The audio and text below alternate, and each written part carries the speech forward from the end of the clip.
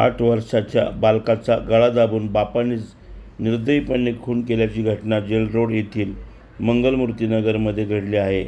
आज दिनांक 29 एप्रिल रोजी दुपारी 3:15 वाजेच्या दरम्यान जेल रोड येथील नाशिक रोड भागातील मंगलमूर्ती येथे राहणारे सुमित भारत पुजारी याने घरी कोणीही नसताना दारूच्या नशेत आपल्या 8 वर्षीय मुलगा गणेश सुमित पुजारी याचा गळा दाबून त्याची हत्या केली. तसेच गणेश याचा मृतदेह गोणीमध्ये टाकून आम्रपाली झोपडपट्टी येथील सासूरवाडी येथे नेऊन घरात टाकला.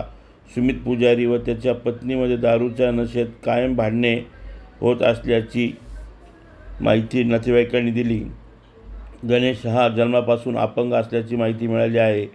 या घटनेने संपूर्ण जेल रोड नाशिक रोड परिसरात हळहळ व्यक्त केली जात आहे. घटनास्थळी सहाय्यक पोलीस आयुक्त डॉक्टर सचिन बारी व गुन्हे शोध पथकाच्या कर्मचाऱ्यांनी धाव घेतली असून पुढील तपास उपनगर पोलीस करत आहे. दरम्यान या घटनेने नाशिक आज पुन्हा हादरले आहे. नाशिक जन्मसाठी चंद्रकांत दात्रक.